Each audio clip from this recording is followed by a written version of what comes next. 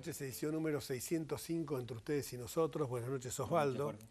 Hoy vamos a arrancar este programa con un tema bastante sensible, por cierto, y que quizás a veces no se le da, por lo menos en nuestro país, la importancia que el mismo merece, que es el tema de la lucha contra el terrorismo internacional. Para abordar este tema, hoy estamos con Miguel Ángel Toma. Gracias por venir, Miguel. Gracias por la invitación. Que es alguien que realmente conoce del tema, fue secretario de Inteligencia, fue secretario de Seguridad, donde yo trabajé en representación del gobierno de la ciudad con él y pude apreciar el profesionalismo realmente que tenía, la dedicación y la responsabilidad en el tratamiento de temas que hoy son bastante importantes y que hacen, vaya si no, el tema de la seguridad a nuestra vida cotidiana. Pero acaba de regresar de la cumbre antiterrorista mundial que tuvo lugar en Israel, donde fue el único argentino sobre 800 personas que participaron de la misma, que intervino y que realmente nos va a aportar datos muy interesantes. Pensemos que la Argentina fue agredida 2 veces por el terrorismo internacional, atentado a la Embajada de Israel, atentado del local de la Asociación Mutual Israelita en Argentina, AMIA, y también vemos que hay algunas conexiones entre grupos terroristas internacionales con movimientos indigenistas. Y esto se vincula con algo que ocurrió en los últimos días, con la desaparición del joven Santiago Maldonado, la desaparición y luego recuperación de su cuerpo, con todo el dolor que esto nos ha producido como sociedad. Toda muerte es conmovedora cuando se produce, sobre todo en circunstancias trágicas.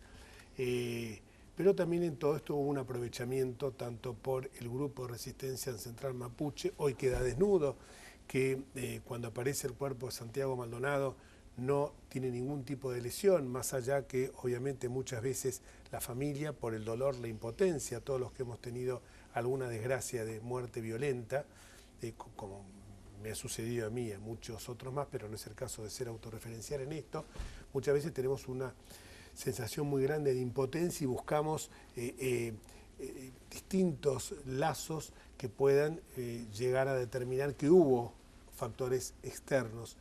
En este caso queda claro de que no hubo ninguna lesión del cuerpo de Maldonado, que se trató de que se había ahogado en el río Chubut, un río, por cierto, dificultoso para nadar, para atravesarlo. Pero claro, sirvió en determinado momento para aprovechamiento político, tanto de comisiones interamericanas de derechos humanos como Amnesty Internacional, que quizás llevado justamente por este aprovechamiento político que hubo y que quizás se buscaba que el gobierno de Macri tuviera un desaparecido, para esa comparación que la expresidenta Cristina Elizabeth Fernández viene haciendo hace tanto tiempo con la dictadura militar. Entonces podía ser que esto se diera en un marco a partir de testimonios falsos que hoy quedan a la luz, que el testimonio de este joven Matías Santana, creo que era, no tenía ningún tipo de asidero, fuerza de seguridad, que quizás tuvieron que actuar de una manera a lo mejor cuidando, por supuesto, la integridad física de las personas que tenían que controlar o que restaurar el orden respecto a los movimientos que estaban haciendo, pero ese comportamiento, justamente el no haber utilizado ningún tipo de armamento, llevó a que se produjeran hechos de confrontación que realmente no hubieran sido, que no fueron realizados a lo mejor con el profesionalismo que quizás en ese momento debía haberse tenido cuando se produjeron aquellos acontecimientos. Lo que sí es cierto que el no dar una fuerza de seguridad como la Gendarmería Nacional, que ha revelado en los últimos años, sobre todo en este último año y medio, ha revelado un gran profesionalismo para combatir todo lo que es el narcotráfico y poner a todos en pie de igualdad y denostar a esta fuerza, como ocurrió cuando es una fuerza que cuida nuestras fronteras con gendarmes que tienen muchísimo profesionalismo, muchísima responsabilidad, muchísima contracción al deber de defender a la patria en los confines del territorio nacional. Fue realmente una besanía, fue realmente una locura haber hecho esto, y vaya también nuestro respeto a esa fuerza de seguridad que realmente, como decía, cuida nuestras fronteras. Pero cuando uno ve algunos algunos vínculos, no puede menos que preguntarse qué hubo detrás de todo esto. Aprovechamiento político es cierto, pero por el otro lado también por qué algunos organismos internacionales fueron tan sensibles en previamente averiguar la verdad de lo que estaba sucediendo. Y cuando Miguel Ángel en estas redes sociales aparece una grabación de él, es una grabación de un programa de radio, programa de radio muy corta, seguramente debe estar difundiéndose de no más de 5 o 6 minutos, explica claramente cómo funciona esto. El mismo día de las elecciones lo llamé y le dije, realmente estoy sorprendido, Miguel, y quiero que vengas a nuestro programa a contarnos esto.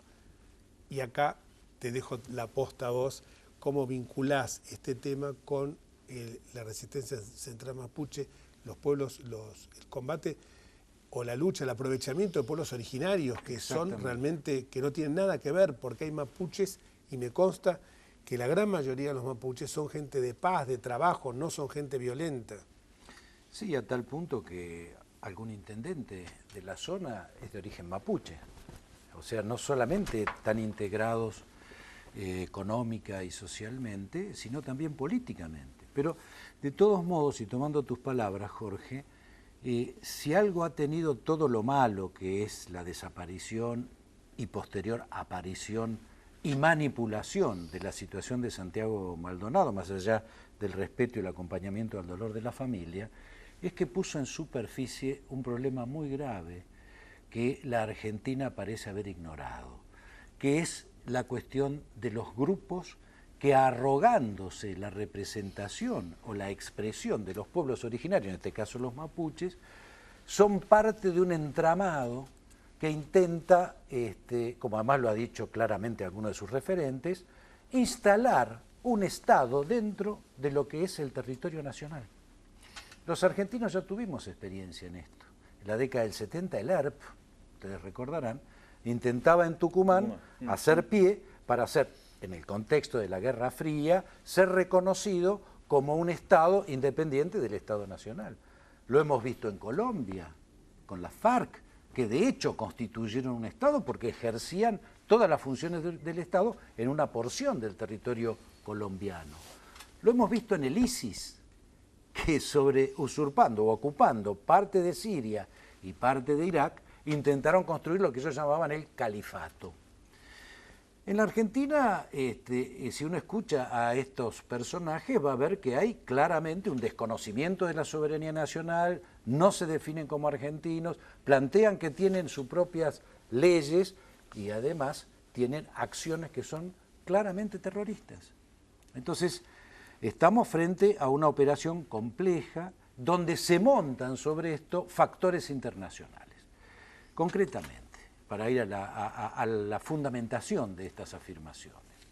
En el año 2014, el ejército colombiano ataca un campamento de las FARC que estaba en la frontera entre Colombia y Ecuador y muere en ese combate Raúl Reyes.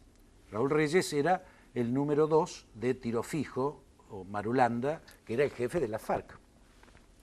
La policía colombiana llega después del ejército, captura la computadora de Raúl Reyes, se desencripta y empieza a hacer el sociograma de relaciones de nada menos que del número 2 de la FARC con sus interlocutores. ¿Quién era su principal interlocutor en Chile? Un joven llamado Facundo Jones Wallace. No Jones Walla, Jones Wallace, que de mapuche este apellido tiene poco. ¿Qué era el intercambio que había en esos mails? Básicamente el apoyo logístico, por un lado, y la formación militar de algunos cuadros. Este era el intercambio de información. También tenía relación, qué interesante, con alguien en Argentina, Raúl Reyes, Fernando Esteche. Quebracho. Quebracho. Pero además de Quebracho, Jorge Osvaldo, es el redactor del primer borrador del memorándum con Irán. Casualmente, y hablando... ¿Quién es el Esteche, reconocido por él mismo. Él fue el que redacta el primer borrador y lo dice en una de las 1000 horas que hay de escuchas sobre la investigación, digamos, iniciada por Nisman en su momento, legales, porque están pedidas por el juez Canicova Corral. Yo he tenido la oportunidad de analizar la mitad de ellas con todo un equipo, y ahí aparece claramente esta vinculación.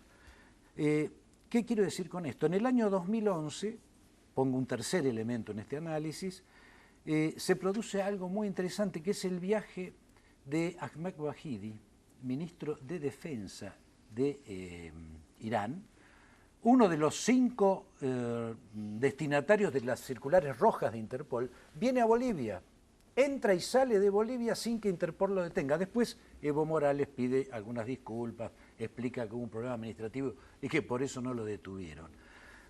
¿Qué ocurrió en ese momento en Bolivia? Se hizo, 2 años después, un gran encuentro de pueblos originarios. Lo cierra Evo Morales y dice claramente en su alocución final: queremos que Bolivia se convierta en la capital de los pueblos originarios que luchan por la construcción de su propia identidad y la ocupación de sus terrenos ancestrales. ¿Quién estaba presente en esa reunión? Y adhiere fervientemente el embajador de Irán.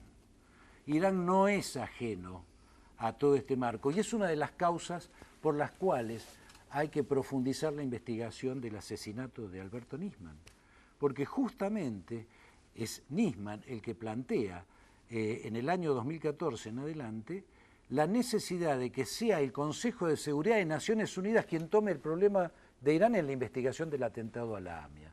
En todo ese proceso también Nisman habla claramente de la penetración de Irán en América Latina y la responsabilidad que Venezuela tuvo en ese desarrollo, donde también existen hoy indicios de relaciones entre grupos venezolanos o grupos de supuestos ciudadanos venezolanos que tienen no solo pasaporte venezolano, sino todo cambio de identidad y que son miembros del MOIS o de Hezbollah. El MOIS es la estructura de inteligencia iraní, que están operando en América Latina, expandiendo. En el 2014 se abortó un atentado de Hezbollah e Irán en Perú, ustedes recordarán, pero que tienen vinculaciones con digamos, la operación de utilizar a todo este tipo de situaciones que generan controversias y que ponen en discusión la legitimidad de gobiernos democráticos, como está ocurriendo hoy en la Argentina.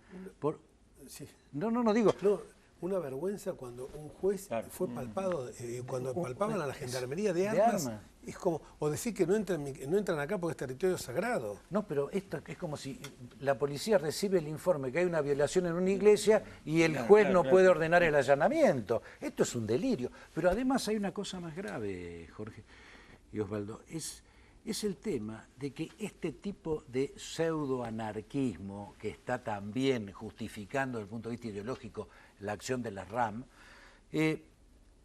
busca crear, y en eso el kirchnerismo ha sido un aliado terrible de esta operación realmente perversa, instalar la ilegitimidad de gobiernos democráticos. Yo no soy ni de Cambiemos ni del PRO, yo soy peronista, pero puedo estar de acuerdo o no con políticas de este gobierno, pero lo que nadie puede dudar que este es un gobierno democrático.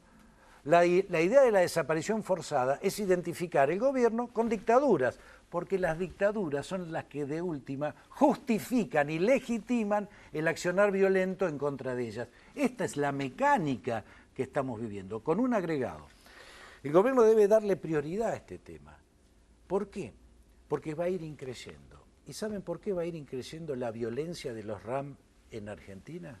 ¿Por qué Piñera, que es el que va al frente en las encuestas, ha dicho claramente que él va a combatir con el Código Penal en la mano el accionar de los que el equivalente de las RAM en Chile, que son las CAM?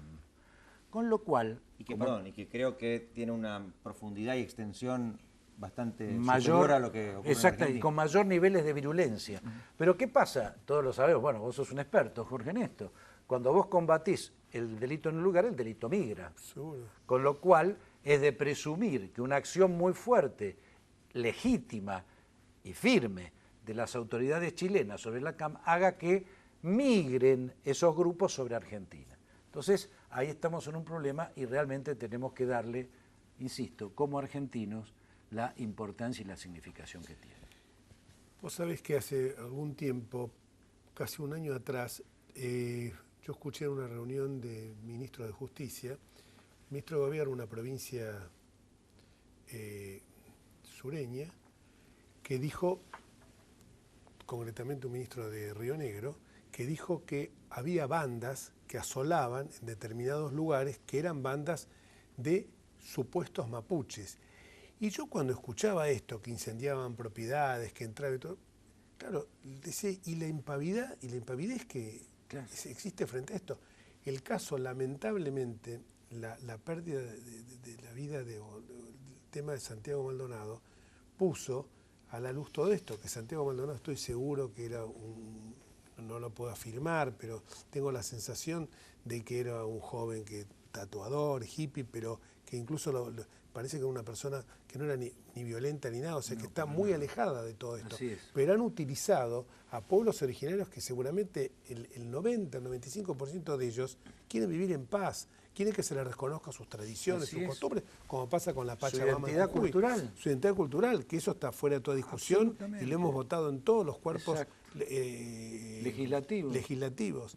Así que esta es la gravedad realmente de un tema que haces muy bien en poner el acento. En esta cumbre antiterrorista mundial, ¿qué es lo que vos destacarías más? No, básicamente en la cumbre se verificó una clara voluntad de las potencias de Occidente de ponerle límite y de operar con coordinación frente a este fenómeno del terrorismo que evidentemente, y aquí voy a un punto central que se trató en esa reunión, que es cuál va a ser el destino y las acciones que el ISIS va a desarrollar a partir de haber perdido el control territorial de gran parte, prácticamente de todo, Irak y Siria. Es decir, el ISIS por ello no va a dejar de operar. Es decir, es previsible una diáspora de la zona de conflicto actual a el resto de Occidente, Europa, Estados Unidos, pero también América Latina. ¿Por qué? Porque no se está dando importancia al hecho de que hay más de 30 latinoamericanos que estuvieron y están combatiendo con el ISIS en Medio Oriente. Muchos de los cuales son argentinos, es decir, que pueden ingresar en cualquier momento a la Argentina como ciudadanos argentinos, y nosotros tenemos por delante dos grandes eventos que hay que ir previendo. Uno, la Olimpiada de Juventud del 2018, y el otro, la reunión del G20. Es decir, si se han producido situaciones muy graves en Europa, en Alemania, en la última reunión del G20, ¿qué razón existe para suponer que no va a producirse algo parecido? Y en ese contexto, estos grupos que están perfectamente comunicados entre sí, ahí recientemente hemos visto, el ISIS tiene en internet una página en inglés que se llama Davik, donde ahí da las instrucciones a los lobos solitarios o a los combatientes ocultos del Islam en el resto del mundo, de cómo actuar, de cómo operar, de cómo organizarse. Y por lo tanto, al no haber un Estado detrás, porque detrás del ISIS hoy no hay un Estado, como sí lo hubo detrás del atentado a la AMIA o la embajada, que estaba el Estado iraní, que fue lo que nos permitió además, por la complejidad de su operación, establecer la verdad sobre quiénes fueron los responsables y cómo se ejecutaron esos atentados. Pero en este caso, al no haber un Estado detrás y actuar casi por ósmosis o por simpatía, con mecanismos y metodologías realmente novedosas, donde el suicidio es un arma que Occidente todavía no ha podido contrarrestar, porque todo el concepto de prevención y de disuasión de Occidente está puesto en el límite de la muerte. Cuando ese límite es traspasado, toda la estructura de prevención o represión del delito o del accionar terrorista de Occidente entra en crisis. Entonces, la pregunta que yo me hago, ¿tenemos una acción proactiva en términos de operar sobre esto? Y lo central, en orden a prevenir este tipo de situaciones, es nada más ni nada menos que el intercambio permanente y fluido con otros servicios de inteligencia colaterales. Porque no podemos independientemente nosotros suplir la experiencia, la información y hasta la logística ¿Qué otras estructuras tiene? Bueno, yo creo que este es un tema central que en esta cumbre estuvo permanentemente planteado, y puedo asegurarles que realmente en todas las exposiciones, incluida la de 4 ministros del gabinete de Netanyahu, que casualmente él estaba en ese momento en Buenos Aires, se planteó el caso de la Argentina y el caso de Nisman.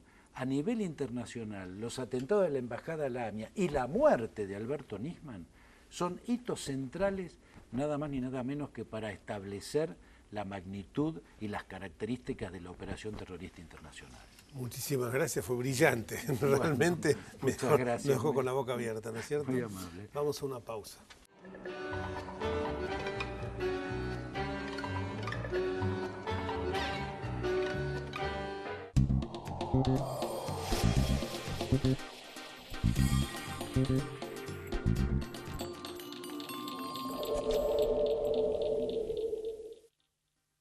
Esta es la bolsa de valores, la de los valores que realmente importan. Un lugar donde se invierte en las acciones que nos hacen crecer como personas. Aquí encontramos a los inversores de la vida.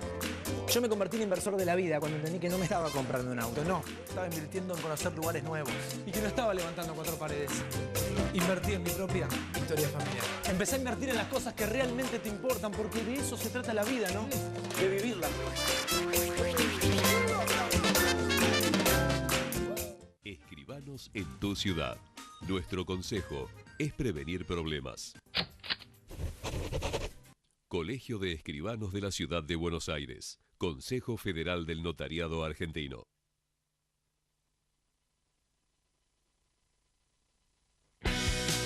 El Colegio Profesional Inmobiliario auspicia este programa. Colegio Profesional Inmobiliario, cada vez más profesionales. Andar, obra social de viajantes vendedores de la República Argentina. La mejor cobertura familiar al mejor precio. Planes de salud para particulares, trabajadores en relación de dependencia y monotributistas. 0810-345-0184. Andar, www.andar.org.ar.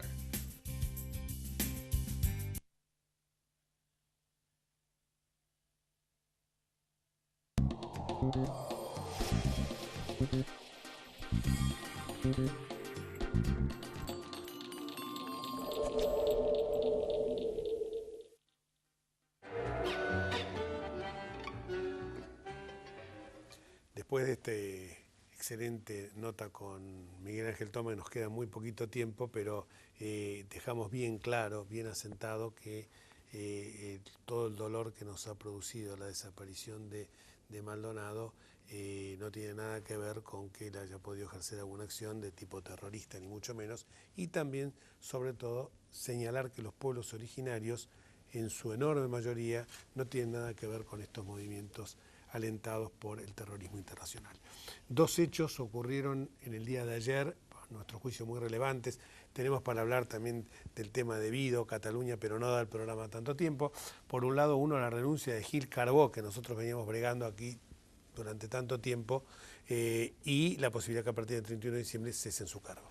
Sí, inesperada, porque apareció ayer a la mañana la noticia de una nota en la que ella eleva su renuncia y dice que ha luchado mucho por la autonomía de la Procuración, cosa que si es así, lo hizo de una manera que nadie se dio cuenta, porque más bien fue un ariete permanente de una facción política o partidaria de la que nada tuvo que ver la independencia que corresponde a la Procuración. Así que esperemos que ahora el presidente pueda asignar una persona que honre ese cargo tan importante y que goce de la confianza de todos los argentinos. Sí, seguramente, sobre todo con los anuncios que ayer hizo el presidente en el tema de justicia, que también brega permanentemente con el fiscal, con el ministro Garabano, Germán Garabano, es fiscal general, fiscal general de la Ciudad de Buenos Aires.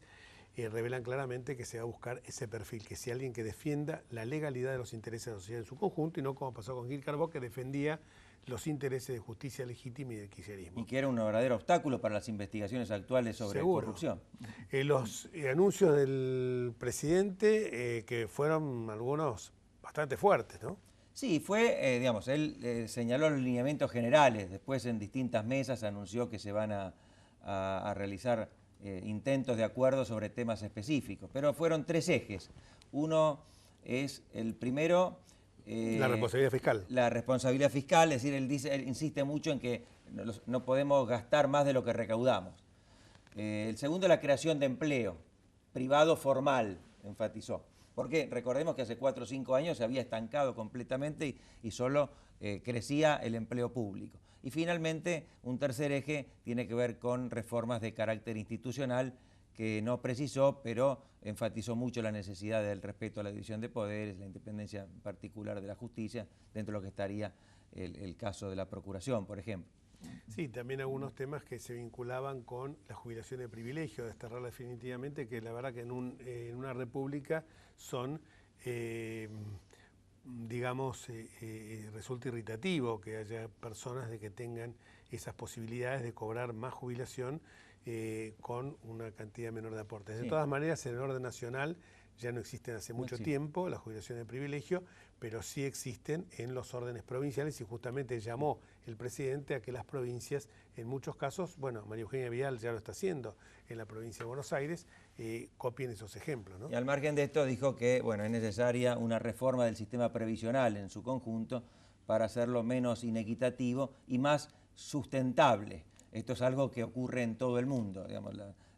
Ahora, ¿cómo se va a implementar? No lo sabemos, probablemente sea un tema sumamente conflictivo porque toca intereses y afecta a muchas personas que quizás se opongan, pero es un tema que hay que poner sobre la mesa. Modernización del Estado fue otro tema, el hacer el Estado mucho más transparente y por supuesto también el combate decididamente a la corrupción y también algunas perlitas como que la Biblioteca del Congreso Nacional tiene 1.700 empleados. Sí, él dijo que más que las mejores bibliotecas del mundo. Sí, parecería ser que uno cuando aparece ebook y tantos otros medios digitales tendría que tener menos cantidad de empleados, pero creo que también esto ha sido los conchavos que en determinado momento se permitió la política. Lo digo como un ejemplo, no uso la expresión de lo que llamamos habitualmente las capas geológicas del Estado. Si cada administración va dejando a sus amigos y se transforma eso en una pelota, algo elefantiásico que no produce servicios y que simplemente son conchavos para amigos del poder. Esto de modernizar el Estado también que se entienda que no es que se va a producir un ajuste en las fuentes laborales, o sea que no va a haber despidos, lo que sí, una manera mucho más racional de ver al Estado y quizás optimizando otras áreas donde se requiere una mayor intervención del personal. Quizás la gente que está en la biblioteca podría ser mucho más útil, incluso para ellos mismos, trabajando en lugares que realmente encuentren lo que uno busca, que es la dignidad del ser humano, cuando está realizando tareas que son útiles para la comunidad y para el prójimo. Y se agotó. Nos vamos hasta el próximo martes, si Dios quiere. Chao.